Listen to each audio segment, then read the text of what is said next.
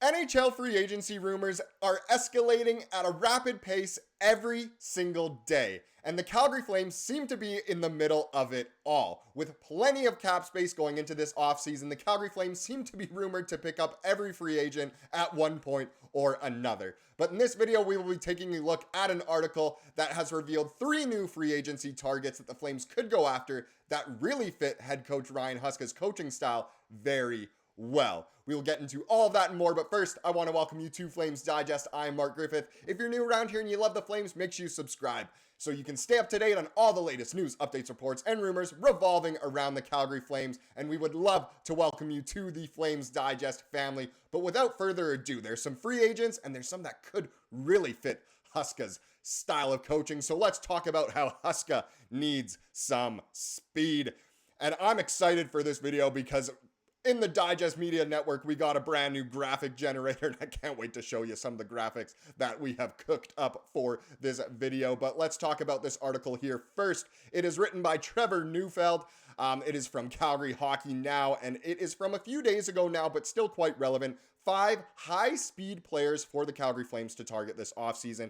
Now, I know I prefaced by saying there's 3 new free agency targets. 2 of them in this article we've already made videos on. I'll link them when their names do come up. But let's start here. So Flames lacking speed, given a roster that wasn't exactly built for the style he wanted to coach. Yeah, the Flames are somewhat of a slower team. They don't have any true speedsters, at least extremely skilled speedsters.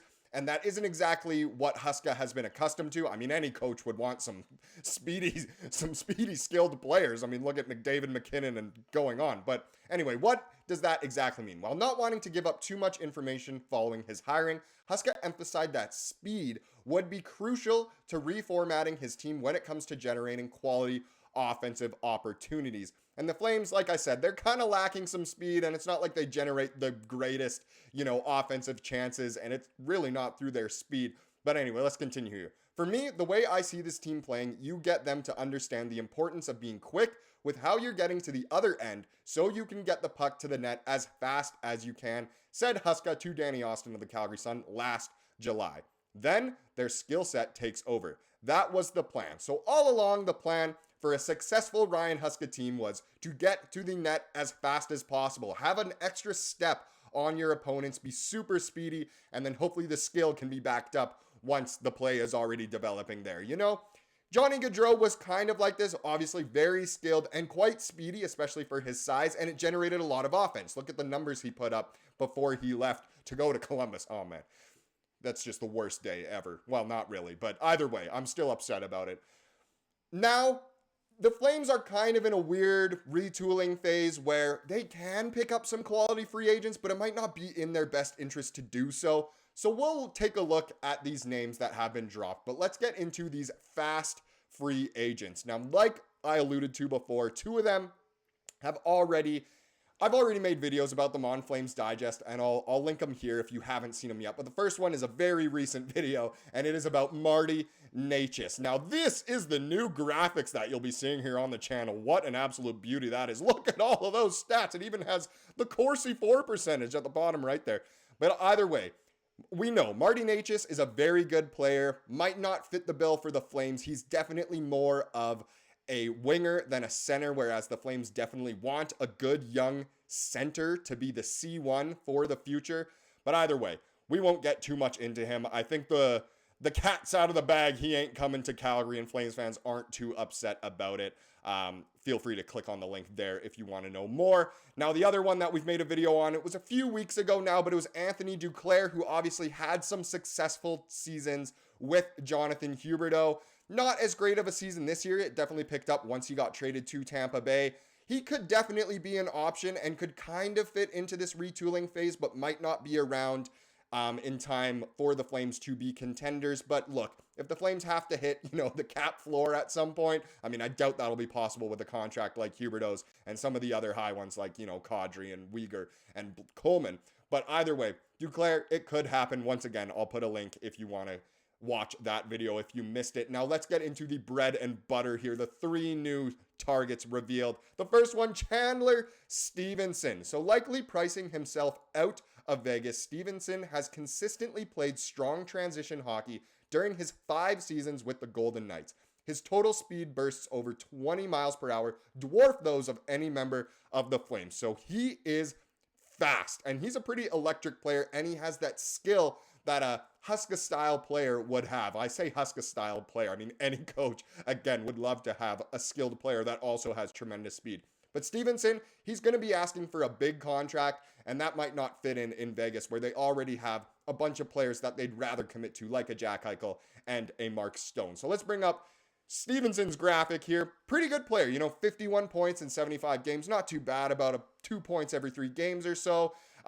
Does not give the puck away, which is nice. Didn't have the greatest plus minus this year, but Vegas was just a really strange team this year with their injuries and circumvention and whatnot. But Stevenson, he's on the wrong side of 30 and will demand a bigger contract, so it really might not fit into the Flames' plans. I do like Stevenson. He's obviously a Stanley Cup champion and is very good, but while the stats are good, he's really not what the Flames need. I kind of disagree with this one. There's no need to put out a big contract because Stevenson will be looking for term, at least 5 years, and I don't know if the Flames want to be coughing up that much money for no reason while they're in a retooling phase. It's a great time to tank. They really don't need to bring in players that wouldn't put them over the top, but would put them still in that mushy middle of mediocrity that they're trying to avoid. So due to his increased playing role, Stevenson's high totals get diminished a bit to 9.13 speed bursts per 60 minutes of play. Either way, it just means he's really fast. Fast, but not Pospisil fast, which I like is added there. Pospisil's really fast, but Stevenson does have a little bit more skill. The 30-year-old Saskatoon native had 16 goals and 35 assists for 51 points, 75 days. We already know that. We saw the graphic. The projected contract is what matters here. 4 years at $5.5 million. No, just don't do it. There's no point in going for that. Stevenson, I really like him. He's a great player. Doesn't fit into the Flames plan. Let's avoid that. Now the next one here, Jack Roslovic. He's had some drama surrounding him, and the Flames fans don't exactly love him for what's gone down. But limited by injury, lineup drama, and a trade to the Rangers, Roslovic still managed to turn on the Jets frequently. His 175 speed bursts over 20 miles per hour through 59 games and 917 minutes of ice time had him at an 11.45 rate per 60. That just sounds like I'm spewing numbers there. It just shows he's really fast and has the potential to really, get some big breakaways. That's where he excels, is when his speed kills and he can go down and create a really good chance for himself. Really good player. Let's bring up these new graphics that I love. Here we go. Jack Roslovic. He had 31 points in 59 games this season. Bit of an interesting one here. Just such a standard player. I could see him maybe fitting into the Flames' plans, but with some drama coming around surrounding him, that's not what you need, and it's not exactly what you want to bring into a organization that has a lot of young players. His stats aren't bad. He's only 27. He'll still be 27 when next season starts. He's good, but again, I'm ready to say avoid him. We don't need any sort of drama infiltrating the organization, and then maybe that can affect some of the younger guys coming up. We don't need Roslovic. I'm not a huge Roslovic guy. I do like Chandler Stevenson. I'm comfortable saying I don't really like Jack Roslovic that much at all. Avoid him as well. I get he's a pretty good free agent, and it might not be too expensive based off his numbers, but he's also going to be looking for a term. He's at that point in his career, 27 years old. He'll want a contract with term to ensure that he's getting bank for a while. Hopefully that bank is not coming from the Calgary Flames. Now let's take a look at this last one here. It was kind of spoiled a little bit, but Kasperi Kapanen.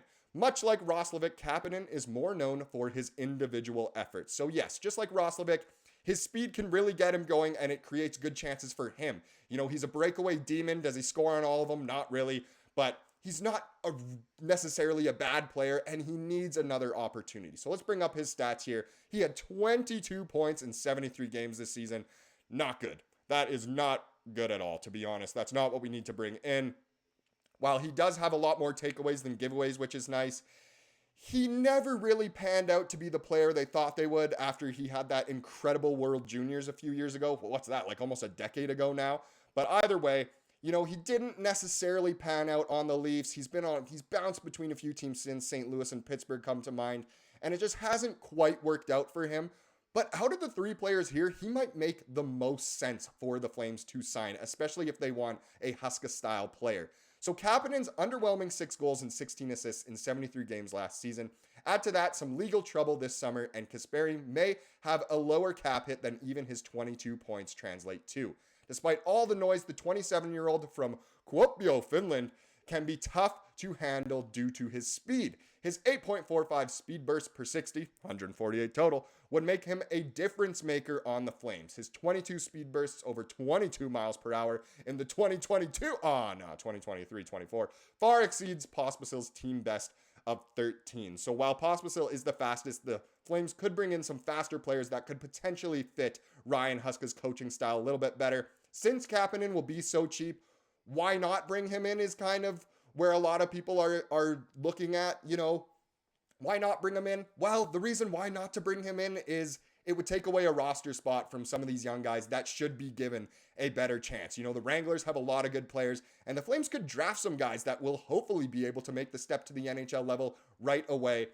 Honestly, out of the 3 new free agency targets revealed from this article, I'm saying no to each one, but I do want to know your thoughts down in the comments below. And speaking of that, let's get into the comment of the day. We got a doozy here today. It is from a good old regular on the channel, a man who comments in almost every single video and likes to keep it pretty positive. It's our boy Pinball. He said, I'd bring back Shillington 100%. RFAs, bring them back. UFAs, let them go. Going in with a younger team breeds competition for our higher rated prospects. We think Hunter, as in Brustevich, will be elite, but there's also a chance he's a bust. Never know. Take your time and find out. Flames have time. I love a lot of the things you said here in this comment, Pinball, but the things I really like is that, the Flames do have time. They can try some things out in the next season or two, see what works, what does go well with Huska's coaching style, and why not bring back Shillington? Of course, bring him in, make it a more competitive group. Now, our one RFA, Nikita Kochuk, it was really weird. It was rumored that, or he just signed a 2-year deal with CSKA over in Russia, and I don't know what's going on there. I think the Flames still have his rights and have him until he's 27. I don't know. Honestly, that's just a weird situation. Go read Darren Dreger's tweet if you want to know more. I'm just kind of bamboozled by all of that. But either way, I really like this comment. The Flames do have time. The prospects are looking good. Give them a chance. Make it competitive. And the Flames should be a team that flourishes within a few years, we will say. Thank you so much for watching this video. Please subscribe if you like what you saw here today, and have a wonderful rest of your day.